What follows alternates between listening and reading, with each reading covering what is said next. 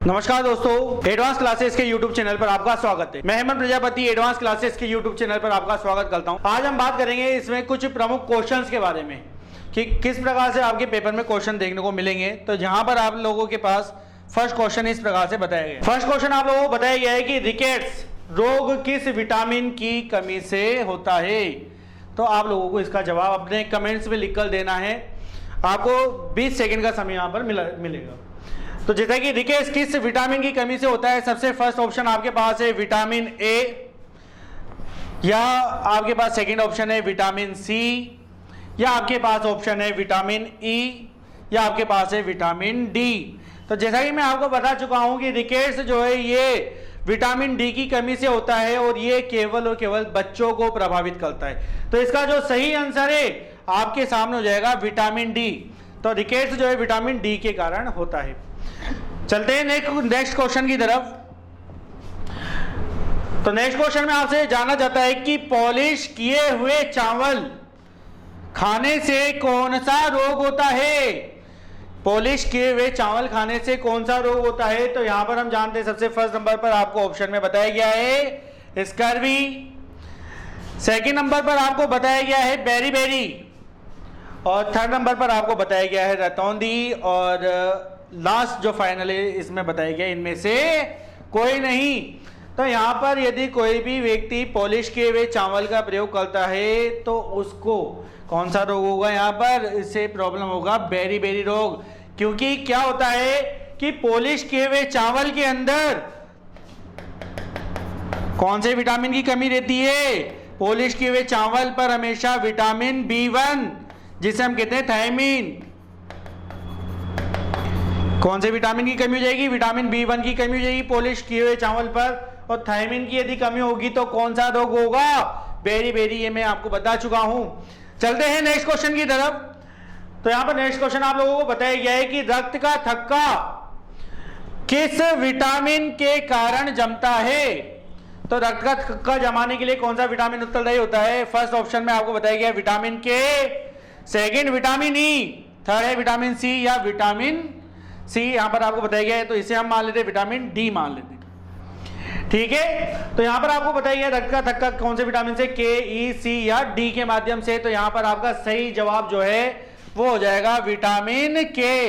रक्त का थक्का जमाने के लिए विटामिन के जो है काफी ज्यादा प्रमुख विटामिन कहलाता है, जिससे हम जानते हैं किस नाम से, इसका साइंस में नाम होता है फिलोक्विनोन। ये इसका रासायनिक नाम है फिलोक्विनोन, विटामिन के। आगे बात करें तो यहां पर आपसे जानना चाहता है, देखो नेक्स्ट क्वेश्चन में, कि भोजन को गर्म करने पर क्या नष्ट होता है। अगर भोजन को क्या कर दिया जाए, गर्म कर दिया जाए, तो इसमें से क्या नष्ट होगा। तो जैसा कि मैंने आपको बताया था कि यदि भोजन को सुरक्षित रखते हैं तो उसमें समाप्त होता है कार्बोहाइड्रेट, लेकिन यदि भोजन को गर्म कर दिया जाता है तो उसमें क्या नष्ट हो जाता है। आपको ऑप्शन के अकॉर्डिंग चलना है। सबसे फर्स्ट है प्रोटीन होता है, या होता है विटामिन, या होंगे वसा, या इनमें से कोई नहीं। तो भोजन को यदि गर्म कर दिया जाए तो नष्ट हो जाते हैं हमेशा विटामिन। ये आपको ध्यान रखना है, ये आपका सही आंसर हो जाएगा। और यदि आपसे और डीप में जानना चाहता है कि इसमें से कौन सा विटामिन जो है नष्ट हो जाता है, तो आपको ध्यान रखना है कि विटामिन जो है सबसे ज्यादा इफेक्ट पड़ता है कौन से विटामिन पर, विटामिन सी।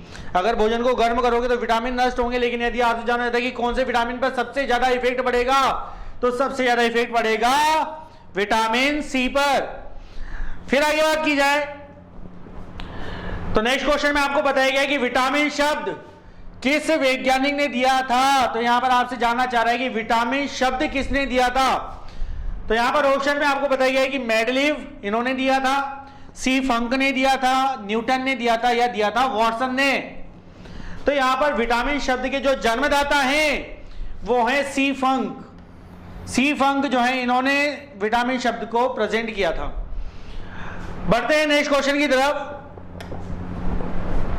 तो यहां पर नेक्स्ट क्वेश्चन में आपसे जानना जाता है कि विटामिन से कितनी ऊर्जा प्राप्त होगी। विटामिन से हमारे शरीर में जो है लगभग कितनी ऊर्जा प्राप्त होती है हमें। तो ऑप्शन में चलते हैं। यहां पर ऑप्शन में आपको बताया गया है कि 100 कैलोरी, सेकंड ऑप्शन है 50 कैलोरी, या थर्ड ऑप्शन में 90 कैलोरी, और लास्ट है आपके पास 0 है।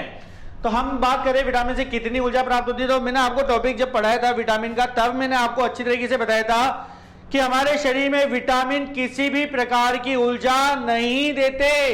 तो आपका जो आंसर होगा वो होगा 0, कि विटामिन हमारे शरीर को किसी भी प्रकार की एनर्जी नहीं देते। ये केवल शरीर में उपापचय क्रियाओं का, मेटाबॉलिज्म क्रियाओं का ही नियंत्रण करने का कार्य करते हैं। आगे बढ़ते हैं नेक्स्ट क्वेश्चन पर।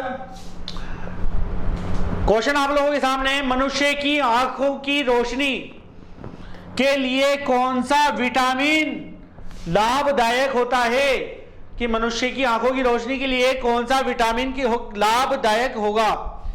तो सबसे पहले आ जाते हैं फर्स्ट ऑप्शन की तरफ। फर्स्ट ऑप्शन में आपको बताया गया है विटामिन ए, सेकंड ऑप्शन आपको बताया गया है विटामिन बी, थर्ड में आपको बताया गया है विटामिन सी, और फोर्थ है विटामिन डी। तो हमारी आंखों के लिए प्रमुख विटामिन कौन सा होता है, विटामिन ए प्रमुख विटामिन होता है, जिसको आप किस नाम से जानते हो, विटामिन ए के बारे में बात की जाए तो इसका रासायनिक नाम आप सब जानते होंगे, क्या होता है, इसे क्या नाम से जाना जाता है, इसे कहा जाता है रेटिनॉल। तो ये आपको ध्यान रखना है, विटामिन ए जो है इसकी कमी यदि किसी व्यक्ति को होती है तो इसका इफेक्ट पड़ता है हमारी आंखों पर।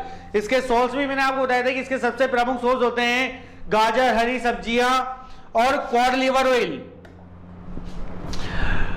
आते हैं नेक्स्ट क्वेश्चन पर कि किस विटामिन की कमी से मानसिक विकार, किस विटामिन की कमी से मानसिक विकार, जिसे हम कहते हैं मंद बुद्धि और पेलाग्रा रोग होता है, कि ऐसा कौन सा विटामिन है जिससे व्यक्ति मंद बुद्धि हो जाएगा और पेलाग्रा रोग हो सकता है।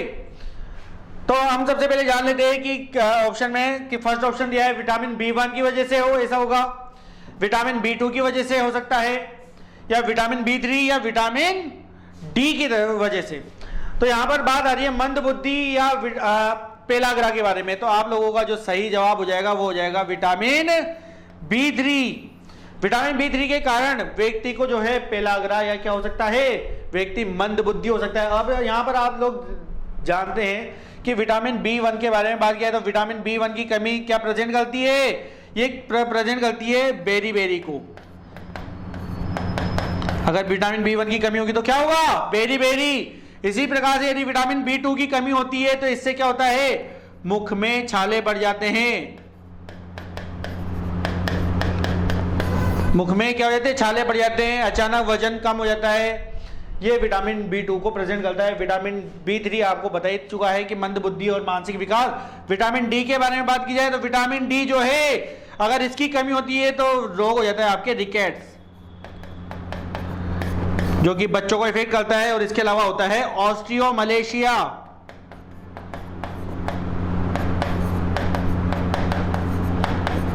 ऑस्टियोमलेशिया, तो ये दोनों जो रोग हैं ये किसको प्रेजेंट करते हैं, विटामिन डी को प्रेजेंट करते हैं, रिकेट्स और ऑस्टियोमलेशिया, जो कि हमारी हड्डियों से संबंधित बीमारी होती है। बढ़ते हैं नेक्स्ट क्वेश्चन की तरफ। विटामिन B12 का रासायनिक नाम क्या है।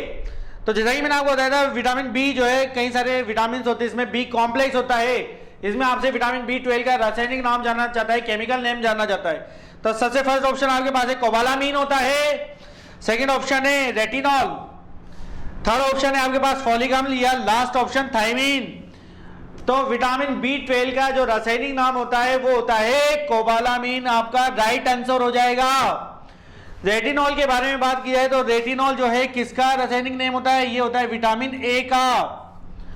फॉलिक अम्ल के बारे में बात की जाए तो फॉलिक अम्ल किसका रासायनिक नाम होता है, विटामिन B9। और यदि बात की जाए थायमीन के बारे में तो थायमीन किसका होता है, विटामिन B1। ठीक है, बढ़ते हैं नेक्स्ट क्वेश्चन की तरफ। किस विटामिन की कमी से एनीमिया रोग होता है। एनीमिया रोग जिसे कहा जाता है रक्त अल्पता रोग। तो रक्त की कमी होना या एनीमिया ये एक ही बात है। तो आपको पूछ रहा है कि विटामिन की कमी से एनीमिया रोग होता है। तो यहां पर आपको बताया गया सबसे पहले विटामिन B12, सेकेंड ऑप्शन में बताया गया है विटामिन B1, थर्ड ऑप्शन में विटामिन B3 और फोर्थ ऑप्शन आपको क्या बताया गया है, विटामिन सी।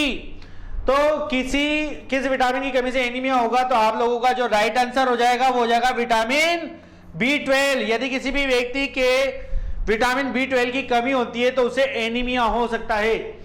B1 के बारे में मैंने आपको बता चुका हूं कि यदि B1 के बारे में बात की जाए तो इससे क्या होता है, बेरी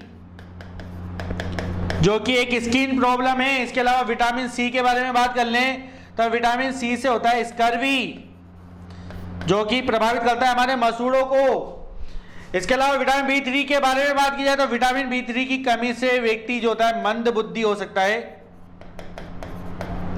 या व्यक्ति को हो सकता है पेलाग्रा, जिसे हम कहते हैं सूखा दांत। ठीक है, तो ये रहे दोस्तों आप लोगों के 10 बेहतरीन क्वेश्चन। मिलते हैं नेक्स्ट वीडियो में, धन्यवाद।